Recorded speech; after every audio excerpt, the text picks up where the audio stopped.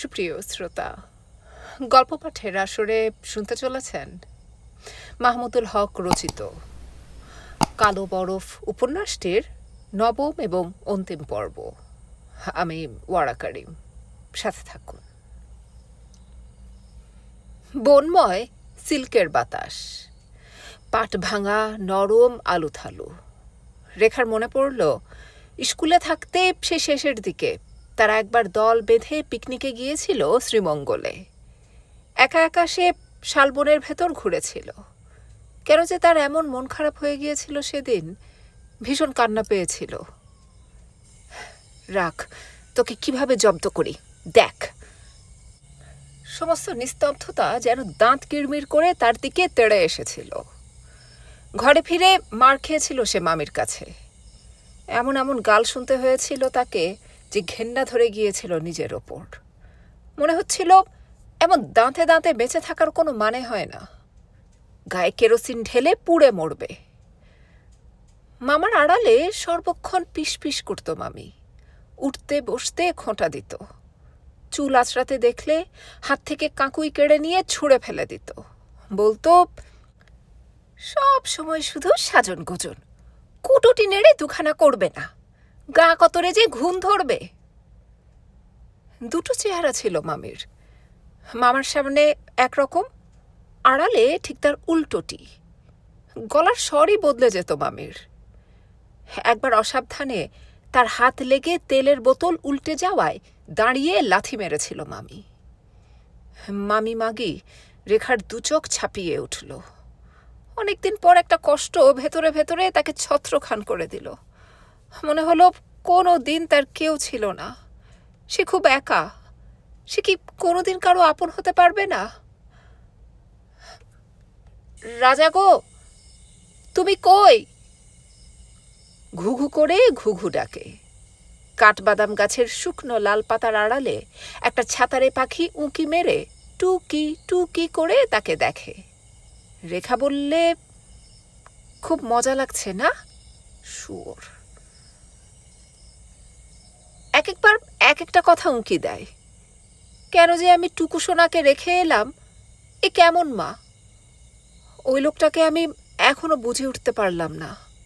যত খারাপই হোক, তবু আমি নারী নক্ষত্র বুঝে ফেলেছিলাম মামির। আর এই লোকটা, এর কিছুই বুঝি না। পা থেকে মাথা এর হেয়ালি, গোলমেলে। পরিপাটি করে খোঁপা বেঁধে দিলে খুশি হতো মামি। তলপেটে তেল মালিশ করে দিলে বড় আরাম পেত। সেদিন সব গোনা মাপ। সবসময় তার তালে তাল দিতে হবে, এইরকমই একটা আবদার ছিল মামির। এই লোকটি যে কি চায় বোঝা যায় না। না, কোনো কিছুই চায় না এই লোকটা। এমন ভেতর গোজা মানুষ নিয়ে ঘর করা কি কঠিন। পোকা, পোকামণি। রেখার ডাকাডাকিতে বুনো গন্ধ শিরশির করে। হলদে সবুজে হু হু করে গুমড়ে ওঠে শান্ত আলো। শেষ পর্যন্ত আব্দুল খালেককে খুঁজে বের করলে রেখা। একটা তমাল গাছের গায়ে পিঠ রেখে পা লম্বা করে বসেছিল সে। ঝপ করে বসে পড়ে রেখা। তুমি এখানে? আব্দুল খালেক তার গলা জড়িয়ে ধরল। রেখা বললে, রাজা, তুমি আমাকে ভালোবাসো। রাজা, তুমি আমাকে ভালোবাসা দাও, না হলে আমি মরে যাব। আব্দুল খালেক তার চোখে চুমু খেল। তারপর বললে,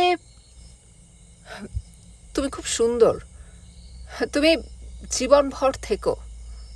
যেদিন মরব তোমাকে দেখতে দেখতে যেন মরি। রেখা কাঁদল, আর এমনভাবে কাঁদল যেন তার প্রতিজ্ঞা ছিল আজ সে ঠিক এইখানে, এইভাবে মাটির ওপর উপুড় হয়ে শেষবারের মতো কাঁদবে, প্রাণ ভরে নিজেকে নিংড়ে নিংড়ে। তার সে কান্নায় এমন কিছু ছিল যাতে আব্দুল খালেকের এই প্রথমবারের মতো মনে হয় ওর কোনো অভিযোগ নেই, ও কিছুই চায় না, জীবনে এত শক্ত মার খেয়েছে। সে বললে, আমার মাধুরী, মাধুরানী আমার, কেন এমন করে জীবন দিয়ে ফেলো? রেখা কোনো কথা বললে না। তার ভেতরে দারুণ একটা জিদ। আর যদি আব্দুল খালেক তাকে ধরে মারেও, সে কোনো কথা বলবে না। বলবার মতো তার আর কিছুই নেই। যা বলার সব সে বলে দিয়েছে, আর সে বেহায়াপনা করতে পারবে না। আব্দুল খালেক অবলীলাক্রমে তাকে তুলে নেয়, তারপর দপদপ করে হাঁটে। কদমের বনে দামাল বাতাসের এক একটা ঝাপটা অতর্কিতে ঝাঁপিয়ে পড়ে। ঝোপের আড়ালে নিয়ে ঘাসের ওপর শুয়ে দেয় রেখাকে। রেখা বললে, হোগো, আমার ভয় করে, এখানে না, যদি কেউ দেখে। রান্না শেষ হয়ে গিয়েছিল মরণঢালির। কলা পাতায় ঢেলে তিনজনে একটা গাছের ছায়ায় বসে খেলো, ইলিশ মাছ আর ভাত। রেখার খুব খিদে পেয়েছিল, সে পেট ভরে খেলো। বললে, মাছির রান্নার হাত খুব সুন্দর, আমাকে রান্না শেখাবে? মরণঢালি লজ্জা পেয়ে বললে, কি যে কন, এইগুলো হইল গিয়ে আপনার ভক্কর চক্কর, ঠেকার কাম চালাইন না পাক।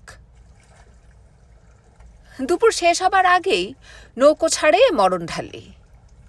জাঙ্গাইলা, বোলতলি, বাল্যাগাঁও, ভোগদা, একটার পর একটা গ্রামের পাশ কাটিয়ে নৌকো এগোয়। নৌকোর ভেতরে ডালা মোচড়া হয়ে ঘুমিয়ে পড়েছিল রেখা। মরণঢালি ছোঁয়ের মুখে একটা ছালা টানিয়ে দিয়েছিল। গলুয়ে বসে থাকতে থাকতে আব্দুল খালেকেরও যেন কেমন একটু তন্দ্রার ভাব এলো। একটু পরে মরণঢালি বললে, ভিতরে গিয়া বহেন স্যার, পাথাইল্লা হোত, এলা বান কইরা মান্দার বনে নাও ঢুকাইয়া দিবার পারে। একটু একটু করে বিকেল মোড়ে আসে। খালের ঘোলা পানি আর কলরব দেখে আব্দুল খালেক বোঝে এখন তারা পদ্মার খুব কাছে। মরণঢালি একটা বাঁক পার হবার পর পানির তোড়ের দিকে চোখ রেখে বললে, রাগ দেখছেন নি? বিকেল শেষ হবার আগেই লৌহজং পৌঁছায় নৌকো। আব্দুল খালেক গায়ে হাত দিয়ে রেখাকে জাগায়। রেখা বললে, আমার তো আর বেরোনোর উপায় নেই। নৌকোর ওপরে বসে দেখো। শাড়ির আঁচলে কান মাথা সব ঢেকে ছোঁয়ের মুখে নেমে বসে রেখা। আব্দুল খালেক নৌকো থেকে নেমে হাঁটতে থাকে। এখন তাহলে এই অবস্থা। বেশ দূরে সরে গেছে পদ্মা। পালতোলা নৌকোর বহর আবছা আবছা দেখা যায়। যা ভেবেছিল এখন আর তার কিছুই নেই, হাজা মজা শুকনো। এই লৌহজং নামটা তার মাথার ভেতরে অন্ধকারে দোলা দূর নৌকোর বাতির মতো এখন টিপ টিপ করে জ্বলে। গোয়ালন্দ, আরিচা, ভাগ্যকুল, তারপাশা, ষাটনল, এই নামগুলোর ভেতরে এখন সে দারুণ এক দীর্ঘশ্বাস শুনতে পায়। ভাবতেই পারেনি আব্দুল খালেক এমনভাবে তাকে হতাশ হতে হবে। তার সব উৎসাহে ভাটা পড়ে। কেন এলো এত দূর? শুধু একটা নামের জন্যে? লৌহজং একটা নাম, এই নামের জন্যে? কতকাল আগেকার কথা সেসব। মাঝরাতে হঠাৎ এক শোরগোল তার কানে এলো, ভাগ্যকুল, তার পাশা। কতকাল আগেকার কথা সেসব। সেই অস্ট্রিচ, সেই এমু, সেই কিউই, সেই সব স্টিমার। কতকাল আগের কথা সেসব। আব্দুল খালেকের মনে হলো তার ভেতরের সব ঘোলা পানি এখন শান্ত, তাতে আর কোনো ঢেউ নেই। এক একটা বড় ফ্ল্যাট, ক্যান্টারবেরি, পোর্টম্যাথ, লিক, হালোয়ারা তার দেহের ওপরে থরথর করে ভেসে আসে। এইভাবে সব কিছু একদিন গল্প হয়ে যায়। জীবনের সেই প্রথম এক গভীর রাতে তার কানে বেজে উঠেছিল লৌহজং। পাশে দাঁড়িয়ে মণি ভাইজানের জামার পকেটে একটা ফিতে চুলের গন্ধ, যে গন্ধে অনেক দুঃখ, যে দুঃখে অনেক ভালোবাসা, যে ভালোবাসায় অনেক ছেলেবেলা। এইভাবে সবকিছু একদিন গল্প হয়ে যায়। জীবনের সেই প্রথম এক অন্ধকার রাতে তার কানে বেজে উঠেছিল তার পাশা। পাশে দাঁড়িয়ে মণি ভাইজানের হাতে একটা লোহার ক্লিপ। মণি ভাইজান বিড়বিড় করে হাওয়ার কানে কানে বললে, আমরা যে কোথায় যাচ্ছি, খেয়ে জানে কে কোথায় যায়। গোয়ালন্দ থেকে নারায়ণগঞ্জ, পথ যেন আর শেষই হতে চায় না। মণি ভাইজানকে দেখা যাচ্ছিল কুয়াশাচ্ছন্ন। কেউ যেন তাকে মুছে দিয়েছে, ঝাপসা, অস্পষ্ট। এইসব ভাবল আব্দুল খালেক। নৌকোয় ফিরে এলো। মরণঢালি তাকে ফিরতে দেখে বললে, নাও এর ইলশা পাইলেননি, তুমি নৌকো ছাড়ো। আব্দুল খালেক ছোঁয়ের ভেতরে ঢুকে কাত হয়ে শুল।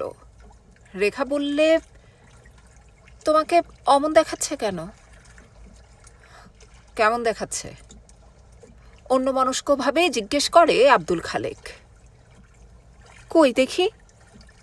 কপালে হাত দিয়ে দেখে রেখা বললে, গা তো ঠিকই আছে, ভেবেছিলাম বুঝি জ্বর এসেছে।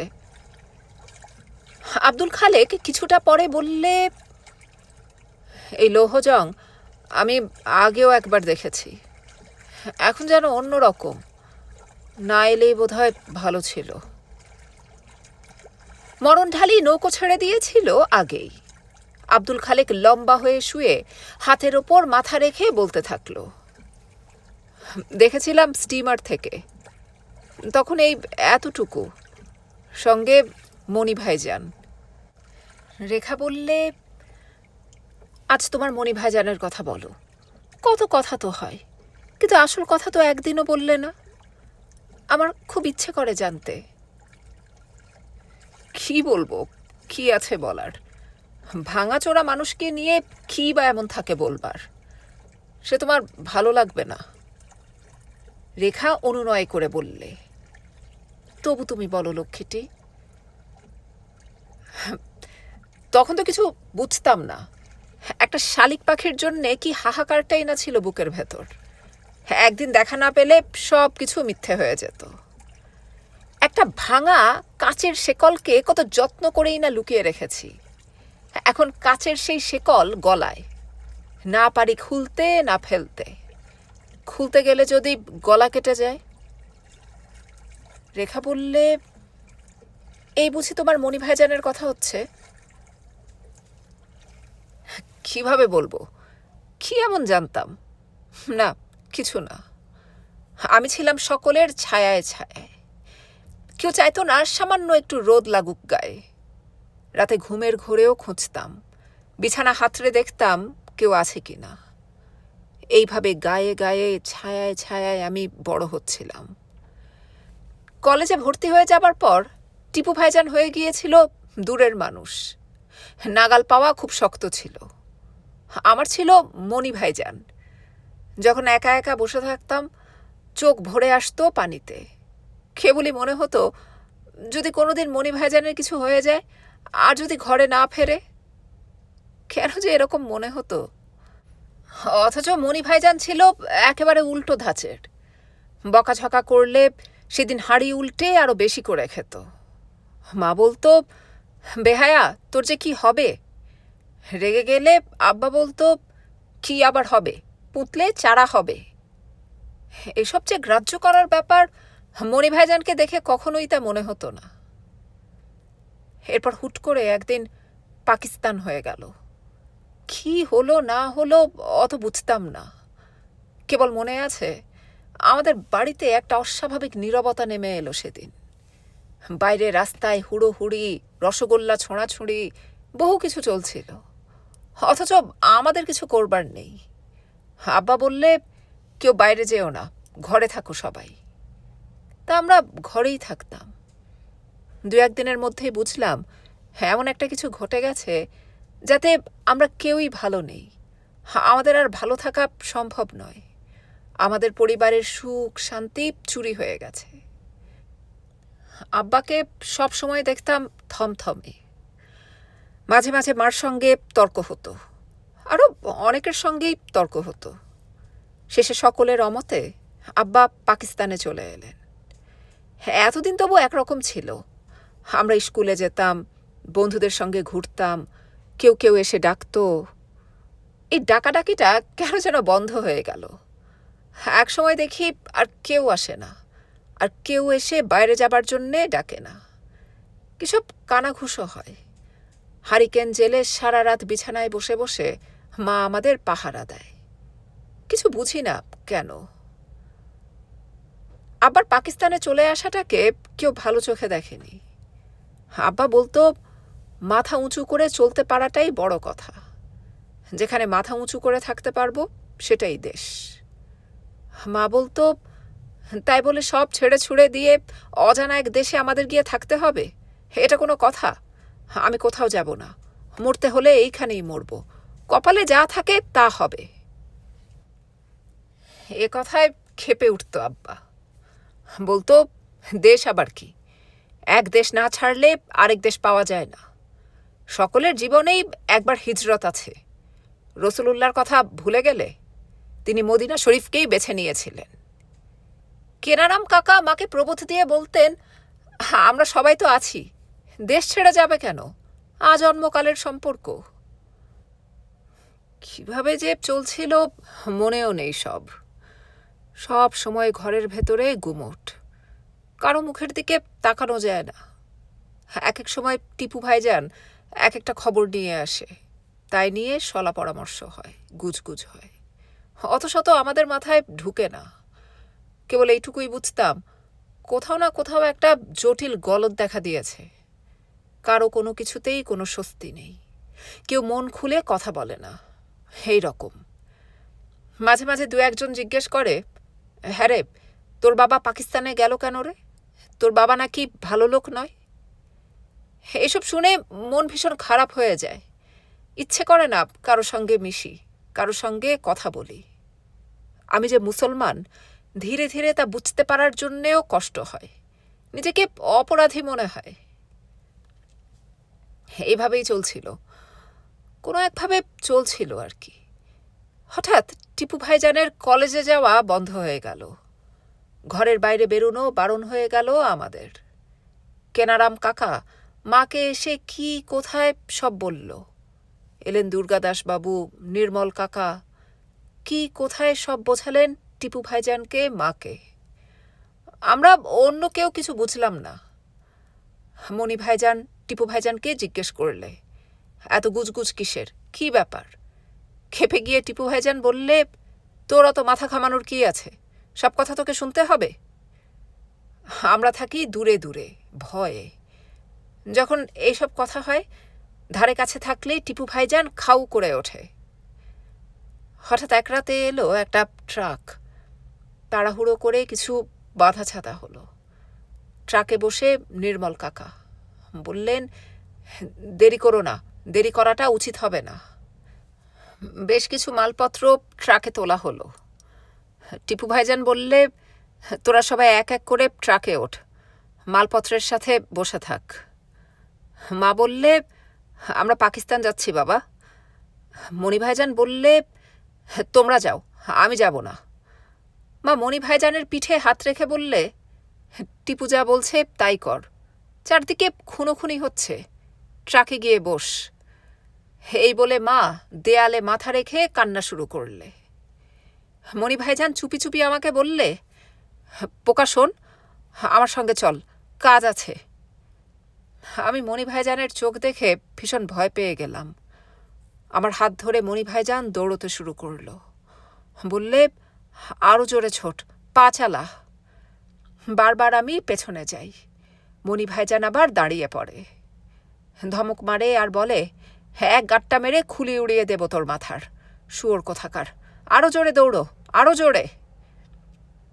মাঝে মাঝে দাঁড়িয়ে আমি দম নিয়ে নিই, আবার ছুটতে থাকি। ছোটা যেন আর শেষই হয় না। শেষে ছবিদিদের বাগানে পৌঁছে আমরা থামি। মণি ভাইজান বললে, একটু জিরিয়ে নে, কেউ কিছু জিজ্ঞেস করলে কিছু বলবি না, বলবি রানীর কথা, রানী একটা বই নিতে পাঠিয়েছে। চুপি চুপি ছবিকে বলবি আমার কথা, আমি এইখানে, পারবি তো? বললাম, পারবো। সেই অন্ধকারে ছবিদিদের বাড়ির পেছনের বাগানে তাকে ডেকে আনলাম।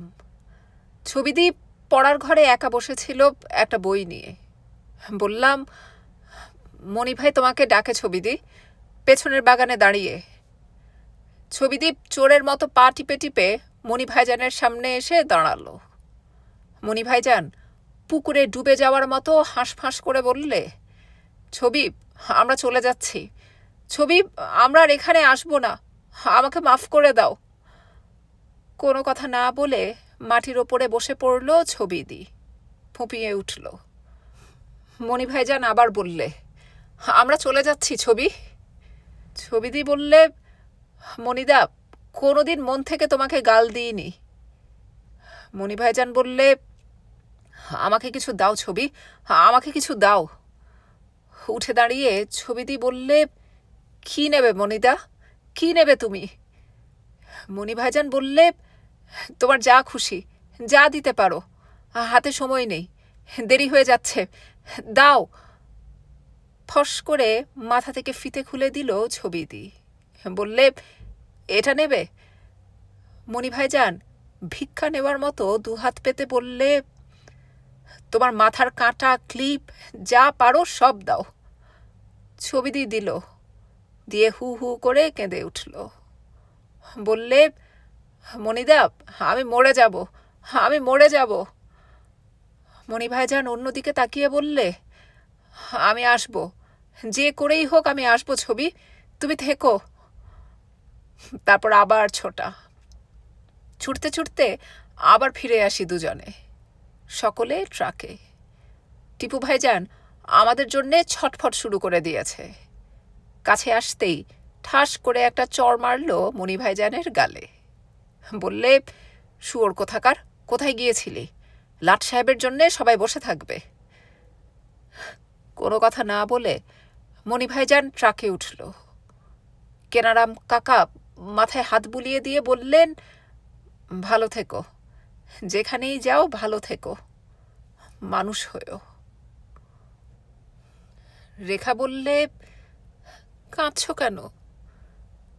আব্দুল খালেক বললে, কি জানি, আজকাল আমার এরকম হয়, আগে কখনো হতো না, আগে কখনো এভাবে ভাবিনি, এভাবে মনে পড়েনি, এখন মনে পড়লেই এরকম হয়। তুমি বলো না কেন এরকম হয়? রেখা হাত বুলিয়ে দিল আব্দুল খালেকের মাথায়। আব্দুল খালেক বললে, সেই বোধহয় প্রথম তার ছিঁড়ে গেল সব কিছুর, সে তার আর কখনো জোড়া লাগলো না, আর কখনো জোড়া লাগবে না। মণি ভাইজান পারেনি, পারতে চাইনি। যদি পারবে তাহলে ওভাবে মরতে গেল কেন? আমার সামান্য একটা কথায় অতগুলো ঘুমের বড়ি খেতে যাবে কেন? তা না হলে তুমি পারতে ওই ছেঁড়া তার জুড়ে দিতে? স্টিমারে সারা রাত আমরা দাঁড়িয়ে কাটিয়েছিলাম, সারাক্ষণ আমি মণি ভাইজানের পাশে, সারাক্ষণ। এক একটা ঘাট আসে, তার পাশা, ভাগ্যকুল, 60 নল, মণি ভাইজান হু হু করে কাঁদতে থাকে, বলতে থাকে, তার পাশা, তোকে আমি মারব, ভাগ্যকুল, তোকে আমি মারব, নদী, তোকে আমি মারব। মারার শেষ হয় না কিছুতেই। রেখা বললে, থাক, তুমি চুপ করো, ঘুমো, তুমি যে কি। আর কোনো কথা বললে না আব্দুল খালেক। এক সময় বোধহয় তার তন্দ্রা এলো, ঘুমোবার আগে যার রোজ হয়। সেই হাত পা মুড়ে হাঁটু দ করে টুকুর মতো এতটুকু হয়ে গেল সে। তারপর এক সময় হাতড়ে হাতড়ে রেখার একটা পায়ের ওপরে হাত রেখে সে বললে, আমাকে কোলে নাও মাধুরী।